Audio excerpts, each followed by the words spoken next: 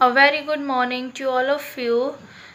So now we'll start with our next semester, that is second semester of unit number 1, many kinds of art on the page number 1.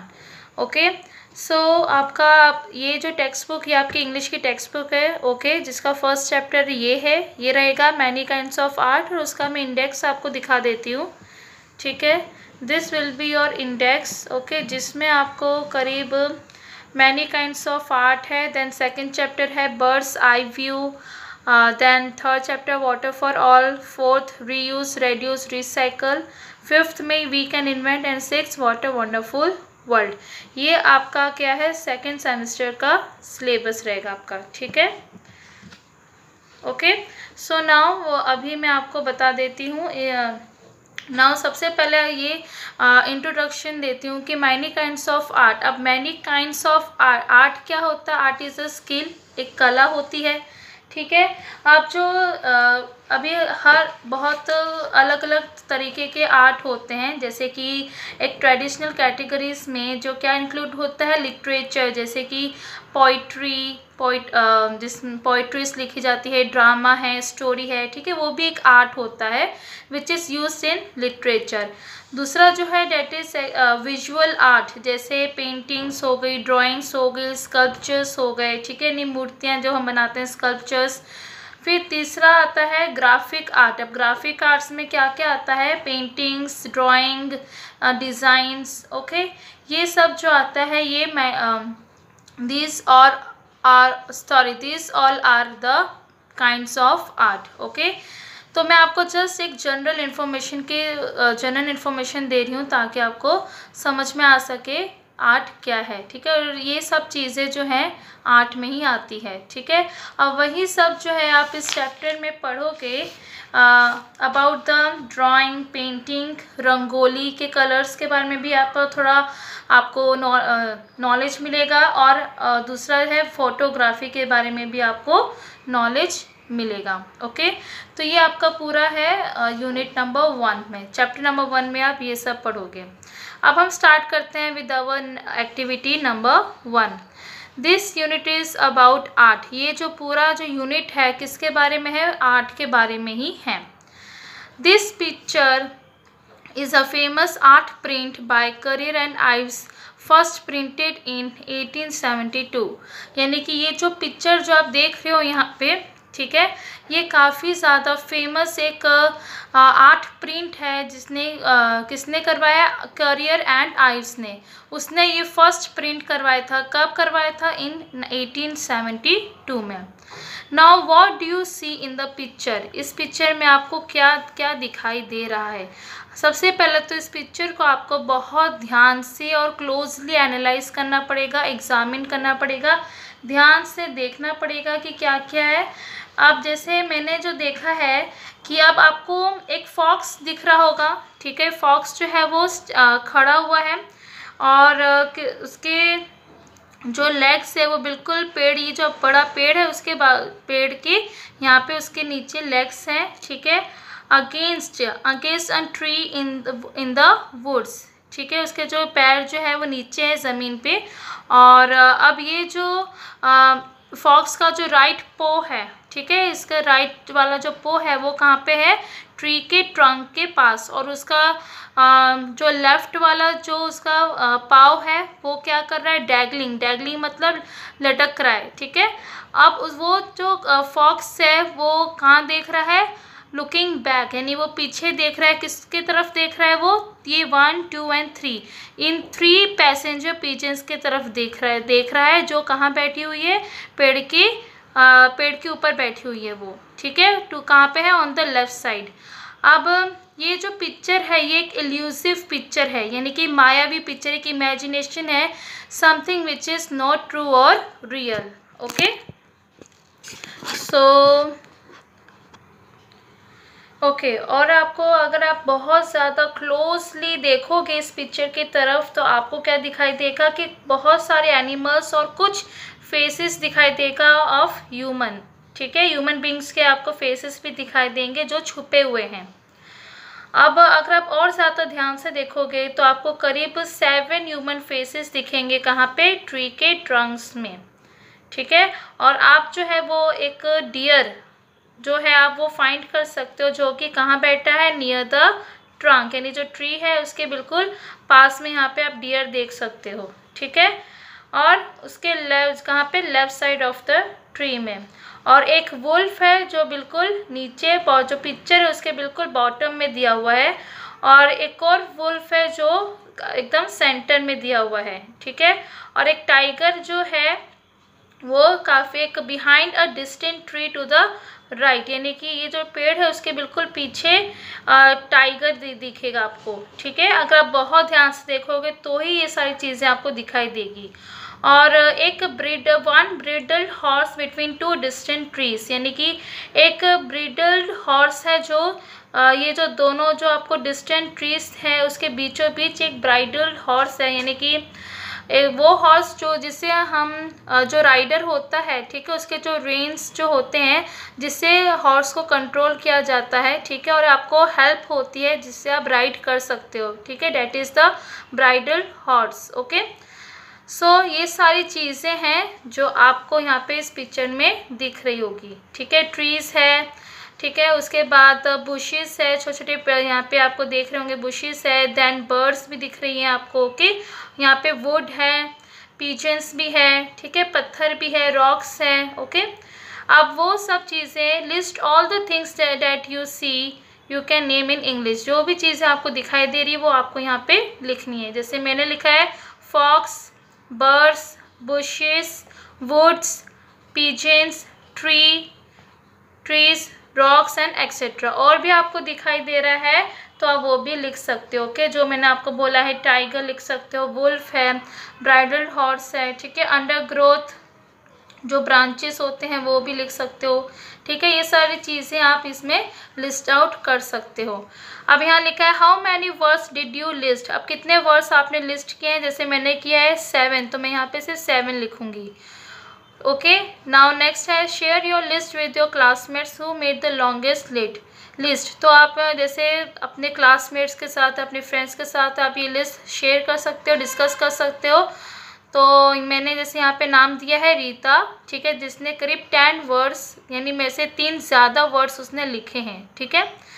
Right one new word that you learn from a classmates list, यानी जो आपको एक ऐसा word लिखना है जो आपने classmates list से सीखा हो, ठीक है, या फर्स्ट टाइम सुना हो। तो बुशेस लिख सकते हो एंड ब्राइडल्ड लिख सकते हो, ठीक है, ओके। तो ये 2 वर्ड्स आपने आपकी फ्रेंड से सीखा है, ठीक है। नेक्स्ट जो है यहाँ पे दिया हुआ है एक्टिविटी 2 में, Vincent van Gogh was an artist who lived in the Netherlands from 1853 to 1890, यानी कि विंसेंट वैन गॉग जो है वो काफ़ी ज़्यादा ही बहुत अच्छा आर्टिस्ट और काफ़ी अच्छा पेंटर भी रह चुके थे, जो कहाँ रहते थे, नेदरलैंड में रहते थे।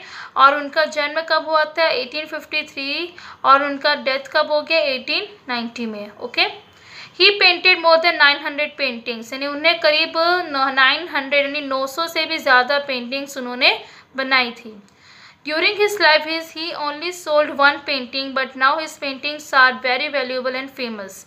उनके जब वो यानी कि उनकी लाइफ में करीब उन्होंने सिर्फ 1 पेंटिंग ही थी जो उन्होंने सोल्ड कर दी थी, यानी बेच दी थी। अब उनकी जो पेंटिंग्स है वो काफ़ी ज़्यादा वैल्यूएबल यानी कि मूल्यवान है और काफ़ी ज़्यादा फेमस यानी प्रसिद्ध है, ठीक है। Van Gogh like to use very thick paint and he loved colours. So look at this detail from one of his paintings, यानी कि वैन गॉग को मतलब काफ़ी थिक पेंट जो है उनको काफ़ी ज़्यादा यूज़ करना अच्छा लगता था, और बिकॉज उनको जो कलर्स थे उनको काफ़ी ज़्यादा प्यारे लगते थे, ठीक है। सो अब ये उनकी एक पेंटिंग जो है आपको यहाँ पे दिखाई हुई है। इस पेंटिंग को काफ़ी डिटेल में देखना है। अब यहाँ पे क्या लिखा है, What colors do you see, यानी कि कौन से कलर्स आप यहाँ पे देख रहे हो इस पेंटिंग में। तो जैसे कि आप देख सकते हो कि ग्रे कलर यूज़ किया है, सबसे ज़्यादा जो है ग्रे कलर यूज़ किया है। उसके बाद ब्राउन कलर है जो कि एक सैंड यानी कि मिट्टी के तरह जो होता है ब्राउन, ठीक है, वो कलर यहाँ पे यूज़ किया है। देन आप कुछ येलोइश या ग्रीन कलर के पैचेस भी देख सकते हो जो इस पेंटिंग में यूज़ किया गया है, ठीक है। नेक्स्ट है do you see the rough texture of the canvas. अब सबसे बड़ी बात है कि टेक्सचर क्या होता है। तो टेक्सचर यानी कि जब हम किसी चीज़ को मतलब क्वालिटी बताते हैं, कैसी क्वालिटी, बाय डिसाइडिंग, मतलब कि हम टच करके बताते हैं कि वो जो चीज़ जो है वो रफ है, स्मूथ है, सॉफ्ट या हार्ड है, उसको कहते हैं टेक्सचर। कैनवास यानी जो एक चित्रफलक कहते हैं उसको, ठीक है, मतलब कि आप एक कपड़ा होता है, वूवन फैब्रिक होता है जिसमें आप पेंटिंग्स जो है वो ड्रॉ करते हो, ठीक है, जो आप बनाते हो, पेंट करते हो। So do you see rough texture of the canvas. अब अगर आप पेंटिंग को ध्यान से देखोगे तो क्या आपको थोड़ा रफ टेक्सचर लग रहा है, तो यस लग रहा है, ठीक है। How would you describe the pen. अब इस पेंट को आप कैसे डिस्क्राइब करोगे, तो ये जो पेंट है जैसे आप यहाँ देख रहे हो काफ़ी ज़्यादा व्रिंकल सरफेस है, यानी काफ़ी लाइंस और काफ़ी मार्क्स बने हैं इस पेंट पे, ठीक है, और काफ़ी ज़्यादा थिक कलर्स का यूज़ किया है, यानी कि जैसे आप ड्राइंग, ठीक है, आप जब भी आप ड्राइंग करते हो या वाटर कलर्स का यूज़ करते हो तो आप क्या करते हो, थोड़ा कलर लेते हो और पानी, ठीक है, और काफ़ी हल्का जैसे आप कलर यूज़ करते हो। पर यहाँ पे विंसेंट गॉग ने बहुत बिना पानी के यहाँ पे काफ़ी थिक कलर यूज़ किया है, ठीक है, समझ में आया। नेक्स्ट है is a thick, thin, heavy, light, dark, bright, soft, hard. Okay, so bumpy means not smooth. Okay, तो किस तरीके का वो कलर्स यूज़ किया करते थे, तो आएगा thick, light, bright, soft and bumpy. Okay, next जो है that is van Gogh made these strokes with his brush. Now stroke का मीनिंग क्या, स्ट्रोक का मीनिंग होता है जैसे कोई लाइन्स या मार्क्स जो हम बनाते हैं, that is by a movement of pen और अ ब्रश, ठीक है, उसको कहते हैं strokes. Do you think he pushed on the canvas formally और सॉफ्टली, यानी कि जब वो कैनवास के ऊपर अपने ब्रश को पुश किया करते थे तो किस तरीके से यूज़ करते थे, बहुत फॉर्मली, हल्का, या काफ़ी सॉफ्ट, तो आएगा softly. Okay, did he move the brush quickly और सॉफ्टली, यानी स्लोली, वो अपने ब्रश को किस तरीके से मूव करते थे, तो वो काफ़ी क्वाइट स्मूथली मूव करते थे अपने ब्रश को, ठीक है, नाइदर क्विकली और नर स्लोली, यानी कि ना ही वो क्विकली मूव करते थे अपने ब्रश को या फिर स्लोली। नेक्स्ट क्वेश्चन है how do you think he made this marks. तो आपको क्या लगता है कि इसने ये मतलब कि इन्होंने ये मार्क्स कैसे ड्रॉ किए। पहली बात तो जो वैन गॉग है वो काफ़ी बहुत ही बड़े एक मास्टर आर्टिस्ट थे, ठीक है, एंड जिस तरीके से उन्होंने इस मार्क्स को बनाया है तो काफ़ी ज़्यादा एक अच्छे इफ़ेक्ट के ऊपर बनाया है, ठीक है, जो भी वो डिज़ायर करते थे, सोचते थे, उसी के ऊपर उन्होंने वो ड्राइंग करते थे, ठीक है। So now take out next page number, that is page number 2। Activity number 3 on page number 2 below you can see 3 of Van Gogh's paintings, यानी कि आप करीब इसमें आप 3 वैन गॉग्स पेंटिंग्स देख सकते हो। Okay, 1, 2 and 3। One picture is a self portrait. Now self portrait का मीनिंग क्या होता है, that is a painting prepared on one self as subject, यानी कि सेल्फ पोर्ट्रेट का ही मतलब है सेल्फ मेड, यानी कि उन्होंने अपनी खुद की पिक्चर बनाई। That means it is a painting that Van Gogh painted of himself. Okay, जैसे मैंने आपको बताया उन्होंने अपनी खुद की पेंटिंग बनाई, ठीक है। The way an artist paints, the colors he chooses and the shapes he likes are all part of his style. यानी कि जिस तरीके से एक आर्टिस्ट जो है वो पेंट को यूज़ करते हैं या कलर वो चूज़ किया करते थे या फिर जो शेप्स वो जो उनको पसंद है, ठीक है, वो सारा जो वो यूज़ करते थे वो सब क्या है, उनका स्टाइल है, ठीक है, यानी style of painting. Van Gogh's paintings are all of different subjects, but the style of all three is the same, meaning that in each of his paintings he used the colors and shapes that he liked. यानी van Gogh's paintings की जो paintings हुआ करती हैं वो हर एक अलग अलग सब्जेक्ट के ऊपर ही होती है, पर उनके जो स्टाइल है, ठीक है, तीनों पेंटिंग्स में जो स्टाइल उन्होंने यूज़ किया है वो बिल्कुल सेम स्टाइल यूज़ किया हुआ है, ठीक है। सेम वही कलर्स जो उनको पसंद है वो यूज़ किए हैं, और जो शेप्स उन्हें पसंद है वही शेप उन्होंने यहाँ पे यूज़ किया हुआ है, ठीक है। Look at his paintings carefully, आपको इस तीनों पेंटिंग्स को काफ़ी ध्यान से देखना है। What colors and shapes do you think that Van Gogh liked and these are part of his style? यानी कि आपको क्या लगता है कि कौन से कलर्स और कौन से शेप्स उन्होंने यहाँ पे यूज़ किए हैं, ठीक है, वो आपको बताना है। वैसे अगर देखा जाए तो उन्होंने अपनी तीनों पेंटिंग्स में ही सेम कलर्स और सेम जो कलर्स उन्हें पसंद है या जो शेप्स उन्हें पसंद है वही तीनों पेंटिंग्स में यूज़ किया हुआ है। Okay, let's use words to describe the style of a painter. To describe Van Gogh's style, name at least 3 things that all the paintings have in common. Use as many describing words as you can. यानी कि जो आप van Gogh style जो है उसमें करीब आप 3 at least 3 things आप यूज़ कर सकते हो जो सभी पेंटिंग्स में होनी चाहिए, ठीक है। अब now take our next page number, that is page number 3। जैसे यहाँ पे मैंने फर्स्ट क्या लिखा है, all of them show small strokes of brush making streaks and forming various lines, that is swirly lines. यानी कि जो भी पेंटर्स जो पेंटिंग्स में यूज़ करते हैं वो करीब छोटे छोटे स्मॉल स्ट्रोक्स या पेन्स का या ब्रश का यूज़ करते हैं, जिससे वो काफ़ी जो पतली जो लाइंस होती है स्ट्रिक्स बनाने में और मार्क्स बनाने में यूज़ की जाती है।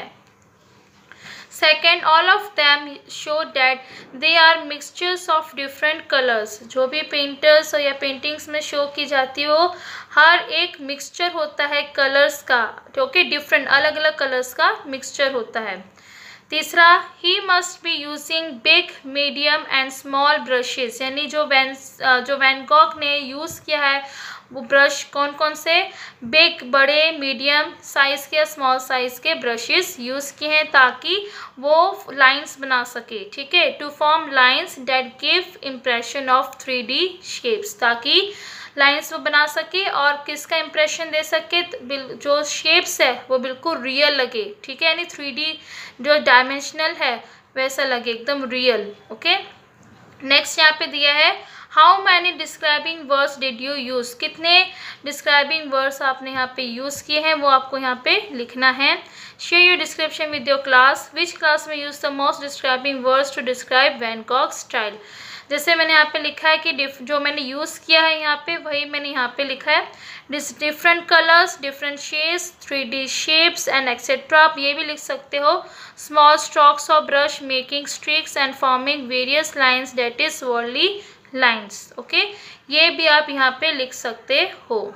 समझ में आया? तो इस सब तरीके से वैन गॉग्स जो है अपनी पेंटिंग्स में यूज़ करते हैं, ठीक है, किस तरीके का ब्रश और किस तरीके के कलर्स वो यूज़ करते हैं। आपने देखा होगा कि ज़्यादातर वैन गॉग्स के पेंटिंग्स में कौन से कलर्स यूज़ किए जाते हैं, green and brown colours use किए जाते हैं, ठीक है। नेक्स्ट एक्टिविटी नंबर 4 में आपको दिया हुआ है rangoli is an integral part of Indian culture. जो रंगोली है वो काफ़ी एक इम्पॉर्टेंट पार्ट जो होता है इंडियन कल्चर में यूज़ किया जाता है, और इसे हम ज़्यादातर फेस्टिवल्स जो होते हैं उसी में हम रंगोली बनाते हैं। On festivals we prepare rangoli to welcome God and guest, यानी कि जो जैसे भी दिवाली का फेस्टिवल है तो आप सब ने रंगोली बनाई है, ठीक है। वो क्यों बनाते हैं? टू वेलकम, किसके वेलकम करने, गॉड, लक्ष्मी या जो गेस्ट होते हैं जो हमारे घर पे आते हैं उनके वेलकम के लिए हम ये रंगोली बनाते हैं। So following are some beautiful rangolis. अब नेक्स्ट पेज पे आप काफ़ी ब्यूटीफुल रंगोलीज देखोगे। Write down the things and colours use in this rangolis. अब आपको चीज़ें लिखनी है कि क्या क्या कौन कौन सी चीज़ें यहाँ पे यूज़ की गई है to prepare the rangolis. Okay, जैसे यहाँ पे यूज़ किया है, we use gypsum colour, flowers, leaves, lamps, sawdust, grains to prepare rangoli. ठीक है, तो इन्होंने यहाँ पे लिखा है कि जिप्सम कलर। अभी जो जिप्सम कलर क्या होता है, जिप्सम कलर यानी कि एक कलरलेस टू वाइट की तरह, कलरलेस यानी कि विच ट्रांसमिटेड लाइट, जो लाइट को ट्रांसमिट करता है, and which changes to white colour का होता है एकदम। Okay, that is the gypsum colour.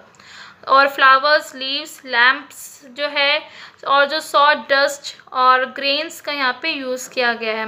अब ये आंसर्स आपको अपने फ्रेंड्स के साथ शेयर करना है। Talk to them about which thing, colour, shape you like the most and record your ideas on the chart. जैसे मैंने यहाँ पे लिखा हुआ है, आपको भी लिखना है। आप अपने वर्ड्स में लिख सकते हो जो चीज़ या जो कलर या जो शेप आपको सबसे ज़्यादा पसंद है, या वो आप यहाँ पे इस चार्ट में लिख सकते हो। ठीक है, पहला लिखा है 1 2 3 4। तो जिप्सम कलर्स, ये कौन कौन सी चीज़ें, कलर्स या जो आपको पसंद है वो आपको लिखना है। थिंग्स मैंने यूज़ किया है, जैसे जिप्सम कलर्स का है तो मैंने लैम्प्स, फ्लावर्स के जो पेटल्स आते हैं, ठीक है, और ग्रीन लीव्स उसका यूज़ किया है। तो कौन से कलर यूज़ किया, उसके लिए मैंने येलो, मरून, ग्रीन और रेड। और क्या पसंद है, लैम्प्स और फ्लावर्स के petals. Okay, next gypsum colours, जैसे कलर्स में मैंने लिखा है रेड, तो मैंने रेड कलर का यूज़ किया है। और मुझे कौन सा डिज़ाइन ज़्यादा पसंद है, तो मैं बना सकती हूँ उसका पिकॉक डिज़ाइन बना सकती हूँ। ठीक है, अगर आप जिप्सम कलर यूज़ करें जो पाउडर में भी आता है, जैसे ग्रीन कलर, येलो, रेड या ब्लू, और आप कोई डिज़ाइन है, कुछ से आपने शेप बनाया, जैसे सर्कल बना दिया, स्क्वायर का शेप बनाया, जिसमें आप ये सारे कलर्स यूज़ कर सकते हो। लास्ट में है जिप्सम कलर्स एंड क्रेयॉन्स। आप जिप्सम कलर या क्रेयॉन्स का भी यूज़ कर सकते हो, चीज़ें ले सकते हो। कौन से कलर्स, ग्रीन, ब्राउन, रेड और येलो। और क्या बना सकते हो, एक एंटायर लैंडस्केप बना सकते हो। ठीक है, लैंडस्केप यानी कोई फीचर्स या कोई एरियाज होता है जो आप लैंड का लेके बनाते हो। ओके, तो इस तरीके के चार्ट आप अपना खुद का बना के आप जो कलर्स या थिंग्स और जो आपको पसंद है वो आप यहाँ पे लिख सकते हो। ठीक है, now take our next page number, that is page number 4। जैसे आप यहाँ पे देख रहे हो 4 डिफरेंट रंगोलीस है, कोई सर्कल शेप में है, ठीक है, कोई फिर पिकॉक डिज़ाइन का है। हमने अलग अलग यहाँ पे शेप्स बनाए हैं, ट्रायंगल है, फिर अंदर सर्कल है, फिर उसके अंदर सर्कल है, और यहाँ पे हमने लैंडस्केप बनाने, एक सीनरी बनाई है। ठीक है, तो ये चारों लेकर हमने जो लिखा है वो कलर्स का यहाँ पे देखकर हमें पीछे लिखना है था। ठीक है, सो ये 1 2 3 एंड 4। नेक्स्ट यहाँ पे क्या लिखा है, discuss in group pair and conclude 5 essential qualities and skills to become a good rangoli artist. यानी कि आपको एक पेयर बनाना है, ठीक है, ग्रुप बनाना है, जिसमें आपको लगे कि कौन एक अच्छा रंगोली आर्टिस्ट बन सकता है, उसमें क्या क्या क्वालिटीज़ और क्या क्या स्किल्स होनी चाहिए। Use the language expressions like the rangoli artist should have करके लिखना है, और ही और शी शुड बी करके लिखना है, और ही और she should know how to this. तो जैसे मैंने यहाँ पे लिखा है, आप अपने वर्ड्स में बना के भी लिख सकते हो। ठीक है, अब जो रंगोली आर्टिस्ट है उसमें क्या क्या स्किल्स और क्या क्या क्वालिटीज़ होनी चाहिए, जैसे मैंने यहाँ पे लिखा है, rangoli artist should have sense of art, यानी कि उसमें एक सेंस होना चाहिए, कला, एक स्किल को कैसे यूज़ करना है, क्या किस तरीके से हमें बनाना है। ठीक है, then he should have a good drawings के, मतलब मैंने यहाँ पे ही या शी का शुड लगा के मैंने यहाँ पे यूज़ किया है, उसी तरीके से आपको भी यूज़ करना है। ठीक है, ही should have good drawing skill, उसके पास एक अच्छी ड्राइंग की स्किल होनी चाहिए। ठीक है, टैलेंट होना चाहिए, एबिलिटी होनी चाहिए। Then he should have sense of selecting colours, उसमें एक सेंस होना चाहिए, ताकि कौन से मतलब कि जो भी उसने डिज़ाइन ड्रॉ किया होगा उस पर क्या कलर्स हम फिल कर सकते हैं, सिलेक्ट करना है, तो वो भी उसको आना चाहिए, किसको, रंगोली आर्टिस्ट को। ही शुड नो, जैसे ही शुड नो करके लिखना है। हाउ टू मैंने यहाँ पे लिखा है make the things look beautiful, उसे पता होना चाहिए कि किस तरह जो भी चीज़ें जो है किस तरीके से सुंदर लगनी चाहिए।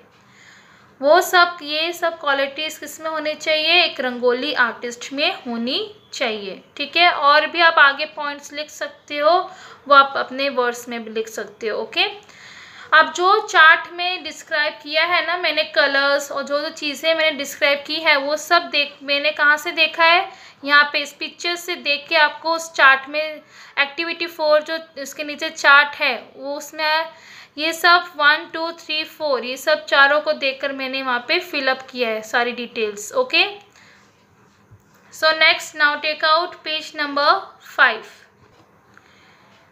तो आपको पता चला रंगोली कैसे बनाया जाता है और कैसे और क्या क्या क्वालिटीज़ या क्या क्या उसमें स्किल होनी चाहिए। ठीक है, नेक्स्ट है एक्टिविटी नंबर 5। यहाँ पे आपको कुछ कोट्स दिए हैं अबाउट द कलर्स। ठीक है, तो अभी हम देखते हैं क्या दिया है। पहला दिया है colours are the smiles of nature by Leigh Hunt, यानी कि इसका मीनिंग क्या होता है, colours are the smiles of nature.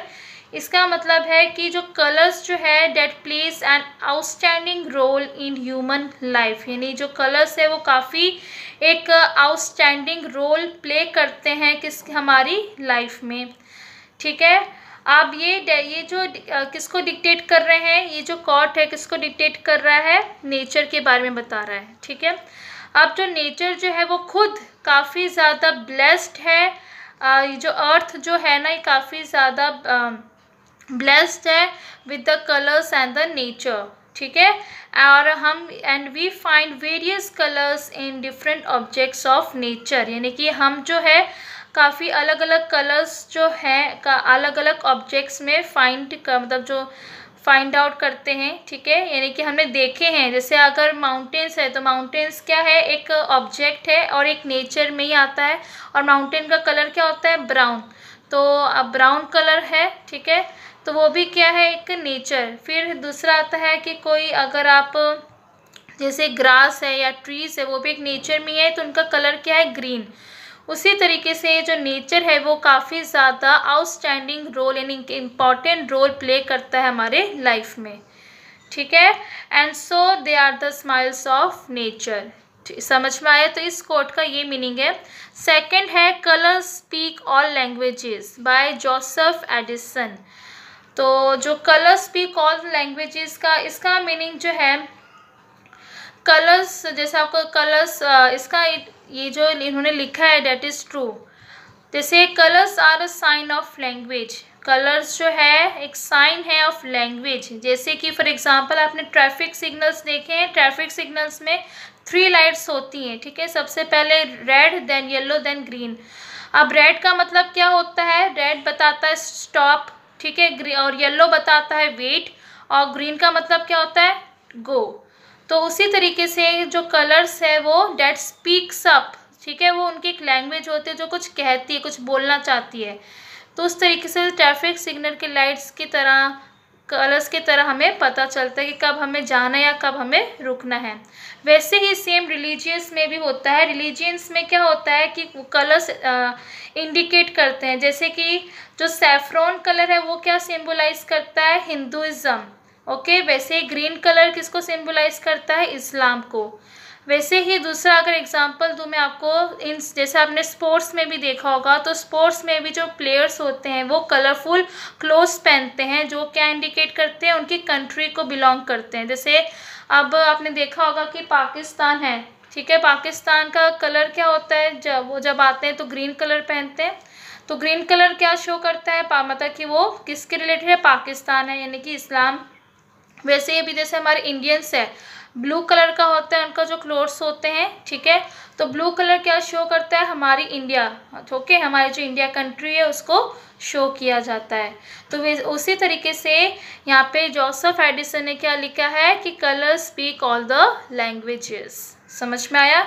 Third दिया है I prefer living in colour by David Hockney, यानी कि यहाँ पे I prefer living in colour, इसका मतलब ये है कि he does not want to live a dull और मोनोटोनियस लाइफ, मतलब इन्हें जो है बिल्कुल भी डल या काफ़ी बोरिंग लाइफ जीनी नहीं है।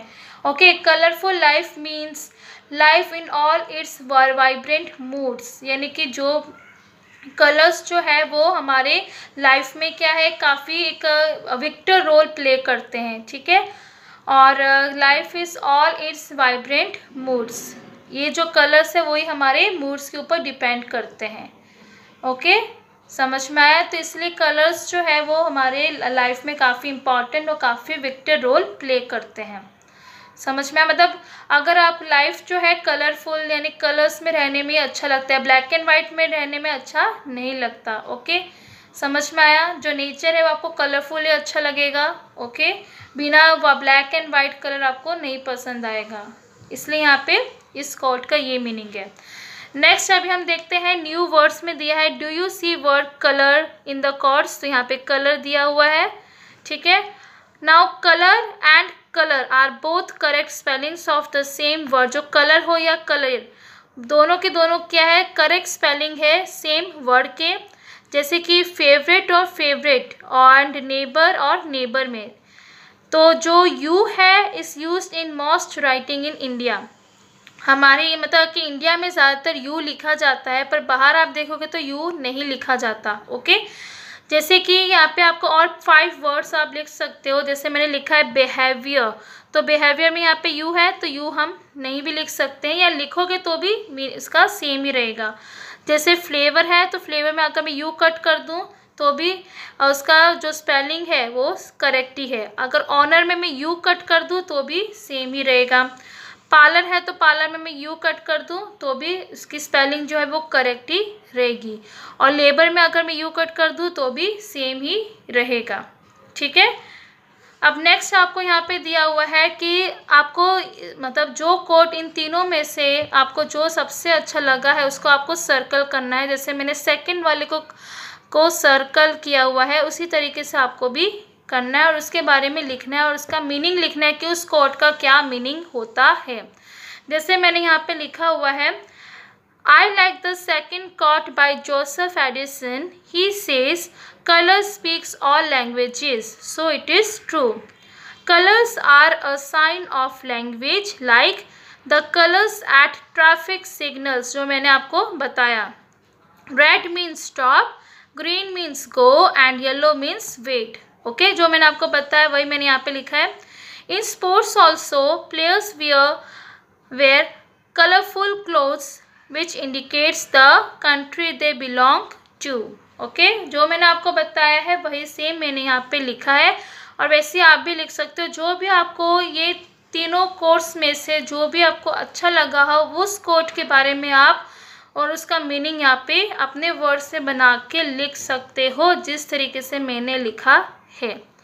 ओके, तो यहीं पे ही ये एक्टिविटी 5 तक मेरा यहाँ पे हो चुका है। नेक्स्ट लेक्चर में आपको एक्टिविटी 6, 7, 8, 9 या 10 अकॉर्डिंगली मैं करवाती रहूँगी आपको, ठीक है। तब तक के लिए इस वीडियो को आप ध्यान से सुनिए और समझिए, ठीक है।